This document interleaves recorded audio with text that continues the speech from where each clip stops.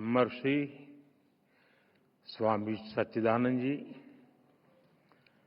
श्रीमठ स्वामी शुभंगानंदा जी, स्वामी शारदानंद जी, सभी पूज्य संतगण,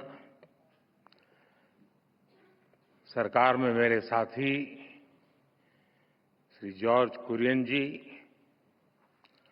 संसद में मेरे साथी श्री अडूर प्रकाश जी, अन्य सभी वरिष्ठ महानुभाव,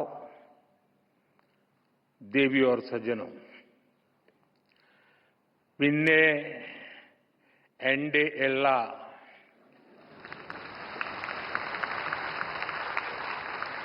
प्रियपेट मलयाली सहोदरी सहोदरन मार्को एंडे विनितमाय नमस्कारों।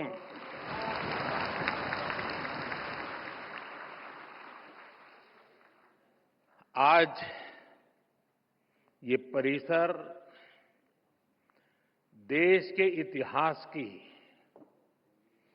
एक अभूतपूर्व घटना को याद करने का साक्षी बन रहा है।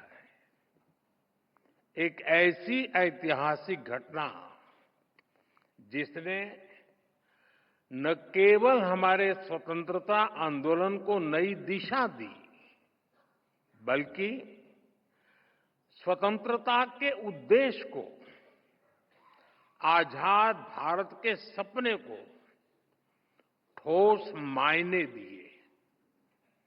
100 साल पहले श्री नारायण गुरु और महात्मा गांधी की वो मुलाकात आज भी उतनी ही प्रेरक है, उतनी ही प्रासंगिक है। 100 साल पहले हुई वो मुलाकात सामाजिक समरसता के लिए,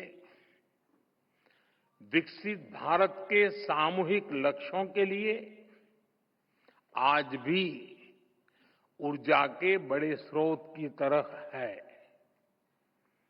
इस ऐतिहासिक अवसर पर मैं श्री नारायण गुरु के चरणों में प्रणाम करता हूं। मैं गांधी जी को भी अपनी श्रद्धांजलि अर्पित करता हूं।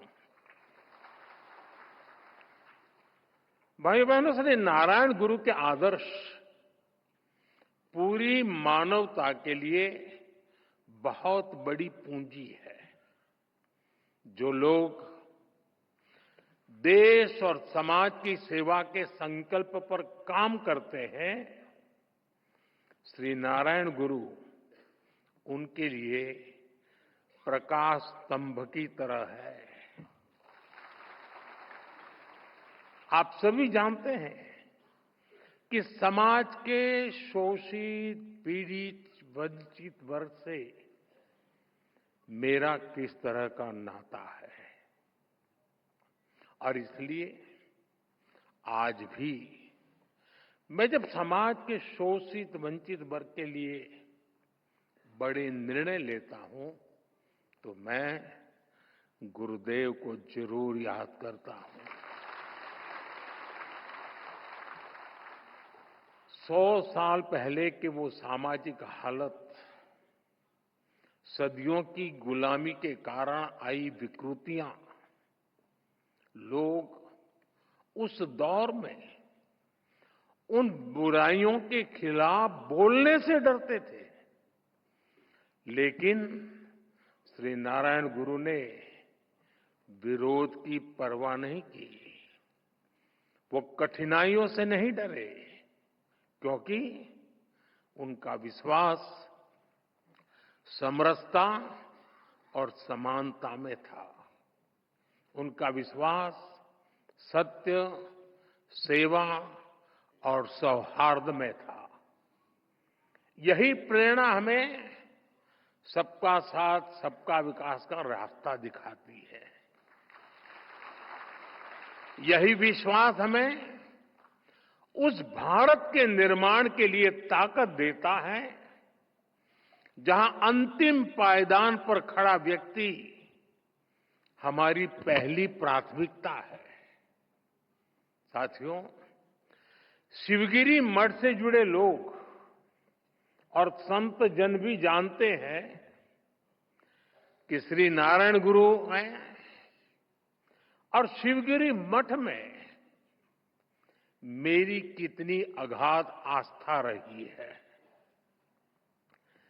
मैं भाषा तो नहीं समझ पा रहा था, लेकिन पूज्य सच्चिदानंद जी जो बातें बता रहे थे वो पुरानी सारी बातें याद कर रहे थे।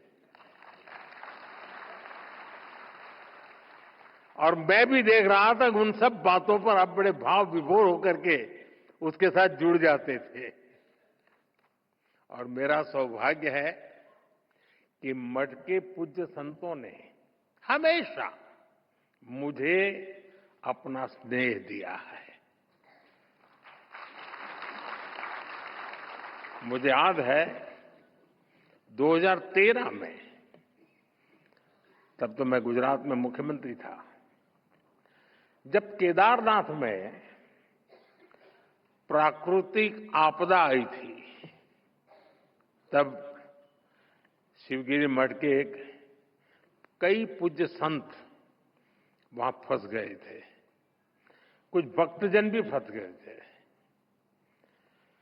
शिवगिरी मठ ने वहां फंसे लोगों को सुरक्षित निकालने के लिए भारत सरकार का संपर्क नहीं किया था। प्रकाश जी, बुरा मत मानना। शिवगिरी मठ ने, मैं एक राज्य का मुख्यमंत्री था, मुझे आदेश दिया और इस सेवक पर भरोसा किया कि भाई ये काम तुम करो। और ईश्वर कृपा से सभी संत, सभी भक्तजन को सुरक्षित में ला पाया था।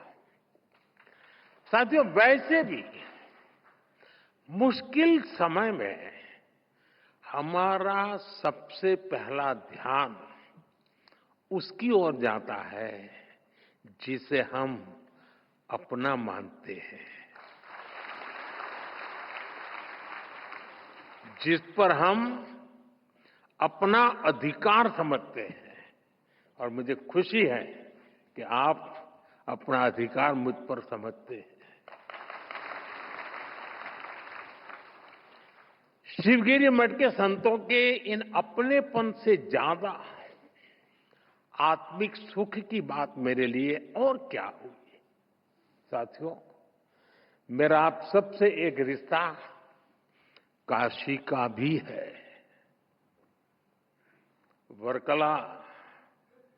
वर्कला को सदियों से दक्षिण की काशी भी कहा जाता है।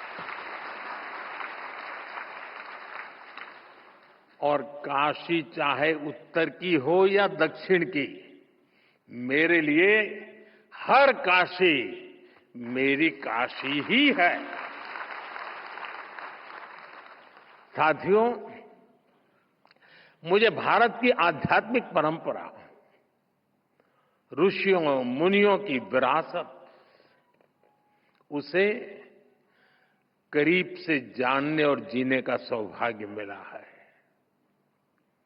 भारत की ये विशेषता है कि हमारा देश जब भी मुश्किलों के भंवर में फंसता है, कोई न कोई महान विभूति देश के किसी कोने में जन्म लेकर समाज को नई दिशा दिखाती है। कोई समाज के आध्यात्मिक उत्थान के लिए काम करता है, कोई सामाजिक क्षेत्र में समाज सुधारों को गति देता है। श्री नारायण गुरु ऐसे ही महान संत थे। निवृत्ति पंचकम और आत्मोपदेश शतकम जैसी उनकी रचनाएं ये अद्वैत और अध्यात्म के किसी भी स्टूडेंट के लिए गाइड की तरह हैं। साथियों, योग और वेदांत साधना और मुक्ति नारायण गुरु के मुख्य विषय थे, लेकिन वो जानते थे कि कुरीतियों में फंसे समाज का आध्यात्मिक उत्थान उसके सामाजिक उत्थान से ही संभव होगा। इसलिए उन्होंने अध्यात्म को समाज सुधार और समाज कल्याण का एक माध्यम बनाया और श्री नारायण गुरु के ऐसे प्रयासों से गांधी जी ने भी प्रेरणा पाई, उनसे मार्गदर्शन लिया।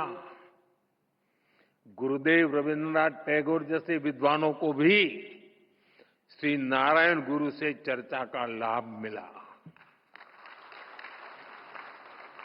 साथियों, एक बार किसी ने श्री नारायण गुरु की आत्मोपदेश शतकम रमण महर्षि जी को सुनाई थी।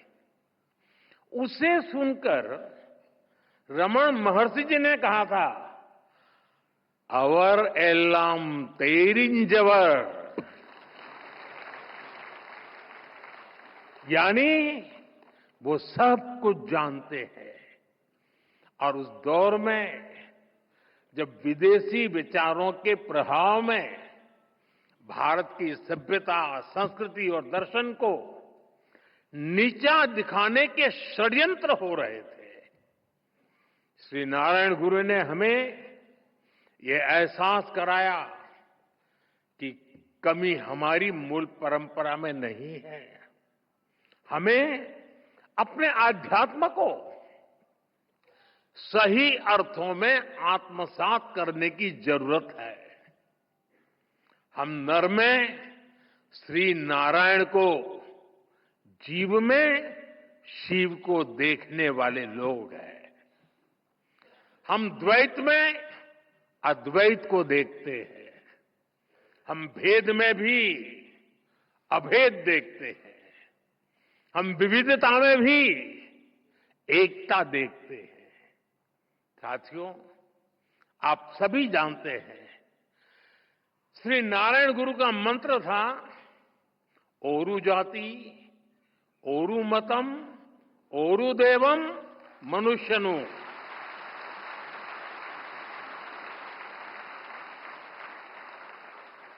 यानी पूरी मानवता की एकता, जीव मात्र की एकता, ये विचार भारत की जीवन संस्कृति का मूल है, उसका आधार है।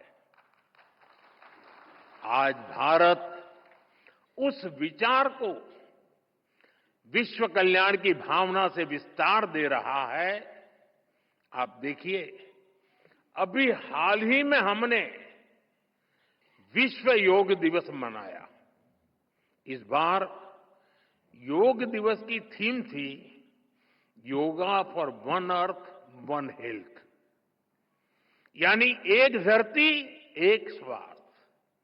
इसके पहले भी भारत ने विश्व कल्याण के लिए वन वर्ल्ड वन हेल्थ जैसे इनिशिएटिव शुरू किया है। आज भारत सस्टेनेबल डेवलपमेंट की दिशा में वन सन, वन अर्थ, वन ग्रिड जैसे ग्लोबल मूवमेंट को भी लीड कर रहा है। आपको याद होगा 2023 में भारत ने जब G20 समिट को होस्ट किया था, हमने उसकी भी थीम रखी थी, one earth, one family, one future. हमारे इन प्रयासों में वसुधैव कुटुंबकम की भावना जुड़ी हुई है। श्री नारायण गुरु जैसे संतों की प्रेरणा जुड़ी हुई है। साथियों, श्री नारायण गुरु ने एक ऐसे समाज की परिकल्पना की थी जो भेदभाव से मुक्त हो। मुझे संतोष है कि आज देश सैचुरेशन अप्रोच पर चलते हुए भेदभाव की हर गुंजाइश को खत्म कर रहा है। लेकिन आप 10-11 साल पहले की हालत को याद करिए। आजादी के इतने दशक बाद भी करोड़ों देशवासी कैसा जीवन जीने को मजबूर थे। करोड़ों परिवारों के सिर पर छत तक नहीं थी। लाखों गांवों में पीने का साफ पानी नहीं था। छोटी छोटी बीमारी में भी इलाज कराने का विकल्प नहीं। गंभीर बीमारी हो जाए तो जीवन बचाने का कोई रास्ता नहीं। करोड़ों गरीब, दलित, आदिवासी महिलाएं मूलभूत मानवीय गरिमा से वंचित थे। और ये करोड़ों लोग इतनी पीढ़ियों से इन कठिनाइयों में जीते चले आ रहे थे कि उनके मन में बेहतर जिंदगी की उम्मीद तक मर चुकी थी। जब देश की इतनी बड़ी आबादी ऐसी पीड़ा और निराशा में थी, तब देश कैसे प्रगति कर सकता था। और इसलिए हमने सबसे पहले संवेदनशीलता को सरकार की सोच में ढाला। हमने सेवा को संकल्प बनाया। इसी का परिणाम है कि हम पीएम आवास योजना के तहत करोड़ों गरीब, दलित, पीड़ित, शोषित, वंचित परिवारों को पक्के घर दे पाए। हमारा लक्ष्य हर गरीब को उसका पक्का घर देने का है।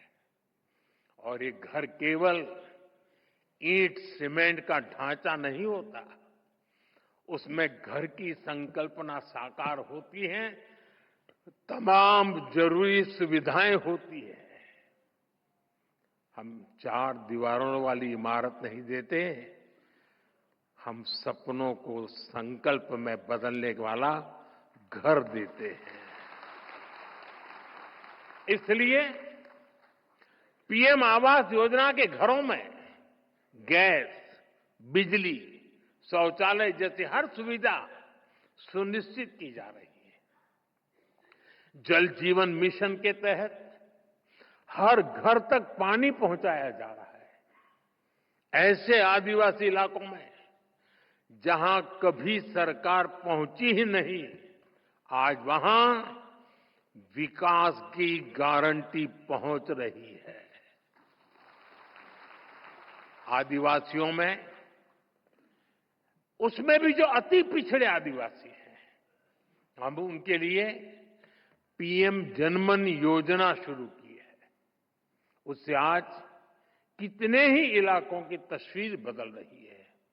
इसका परिणाम यह है कि समाज में अंतिम पायदान पर खड़े व्यक्ति में भी नई उम्मीद जगी है। वो न केवल अपना जीवन बदल रहा है, बल्कि वो राष्ट्र निर्माण में भी अपनी मजबूत भूमिका देख रहा है। साथियों, श्री नारायण गुरु ने हमेशा महिला सशक्तिकरण पर जोर दिया था। हमारी सरकार भी वुमेन लेड डेवलपमेंट के मंत्र के साथ आगे बढ़ रही है।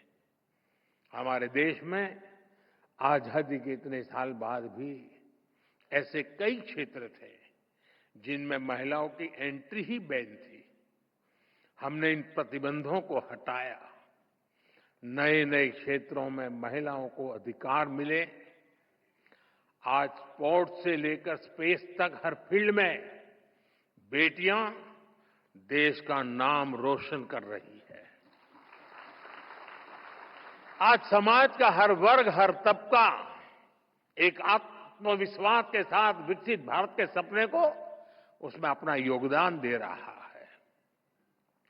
स्वच्छ भारत मिशन, पर्यावरण से जुड़े अभियान, अमृत सरोवर का निर्माण, मिलेट्स को लेकर जागरूकता जैसे अभियान, हम जन भागीदारी की भावना से आगे बढ़ रहे हैं। 140 करोड़ देशवासियों की ताकत से आगे बढ़ रहे हैं। साथियों, श्री नारायण गुरु कहते थे, विद्या कौन प्रबुद्धर आऊ का, संगठना कौन शक्तर आऊ का प्रयत्नम कर्ण संपन्नार आऊ का, यानी enlightenment through education, strength through organisation, prosperity through industry. उन्होंने खुद भी इस विजन को साकार करने के लिए महत्वपूर्ण संस्थाओं की नींव रखी थी। शिवगिरी में ही गुरुजी ने शारदा मठ की स्थापना की थी। मां सरस्वती को समर्पित ये मठ, इसका संदेश है कि शिक्षा ही वंचितों के लिए उत्थान और मुक्ति का माध्यम बनेगी।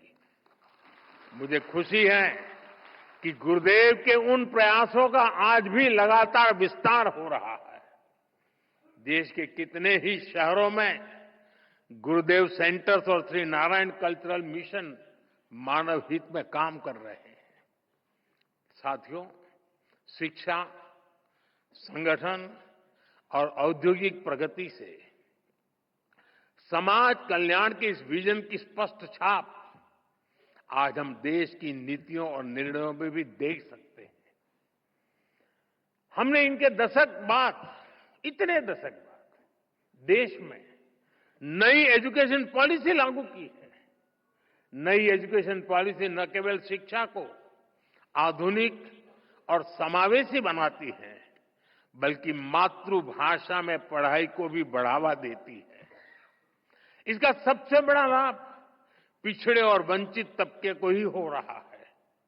साथियों, हमने पिछले एक दशक में देश में इतनी बड़ी संख्या में नई आईआईटी, आईआईएम, एम्स जैसे संस्थान खोले हैं, जितने आजादी के बाद 60 वर्षों में नहीं खुले थे। इसके कारण आज उच्च शिक्षा में गरीब और वंचित युवाओं के लिए नए अवसर खुले हैं। बीते 10 साल में आदिवासी इलाकों में 400 से ज्यादा एकलव्य आवासीय स्कूल खोले गए हैं। जो जनजातीय समाज कई पीढ़ियों से शिक्षा से वंचित थे, उनके बच्चे अब आगे बढ़ रहे हैं। भाइयों बहनों, हमने शिक्षा को सीधे स्किल और अवसरों से जोड़ा है। स्किल इंडिया जैसे मिशन देश के युवाओं को आत्मनिर्भर बना रहे हैं। देश की औद्योगिक प्रगति, प्राइवेट सेक्टर में हो रहे बड़े रिफॉर्म्स, मुद्रा योजना, स्टैंड अप योजना, इन सबका भी सबसे बड़ा लाभ दलित, पिछड़ा और आदिवासी समाज को हो रहा है। साथियों, श्री नारायण गुरु एक सशक्त भारत चाहते थे। भारत के सशक्तिकरण के लिए हमें आर्थिक, सामाजिक और सैन्य हर पहलू में आगे रहना है। आज देश इसी रास्ते पर चल रहा है। भारत तेजी से दुनिया की तीसरे नंबर की इकोनॉमी बनने की तरफ बढ़ रहा है। हाल में दुनिया ने ये भी देखा है कि भारत का सामर्थ्य क्या है। ऑपरेशन सिंदूर,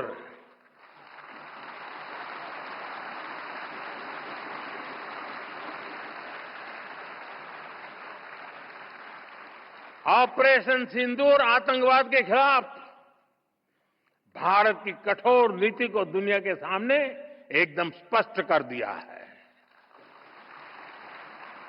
हमने दिखा दिया है कि भारतीयों का खून बहाने वाले आतंकियों के लिए कोई भी ठिकाना सुरक्षित नहीं है।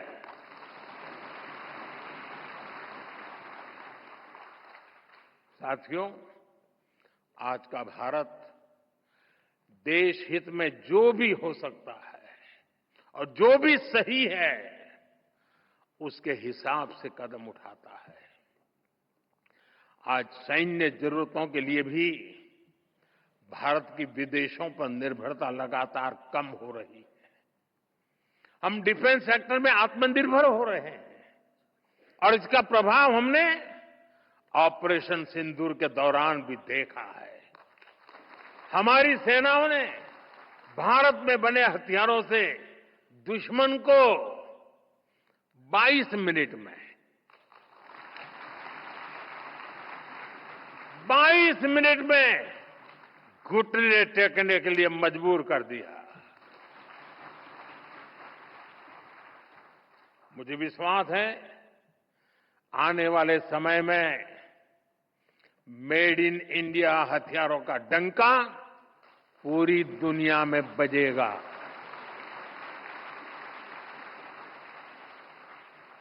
साथियों, देश के संकल्पों को पूरा करने के लिए हमें श्री नारायण गुरु की शिक्षाओं को जन जन तक पहुंचाना है। हमारी सरकार भी इस दिशा में सक्रियता के साथ काम कर रही है।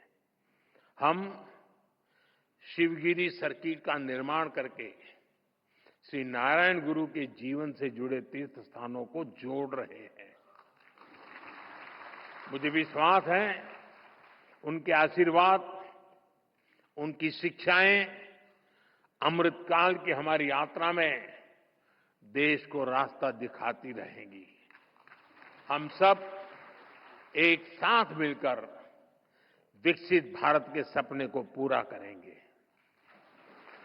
श्री नारायण गुरु का आशीर्वाद हम सभी पर बना रहे, इसी कामना के साथ मैं शिवगिरी मठ के सभी संतों को फिर से नमन करता हूं।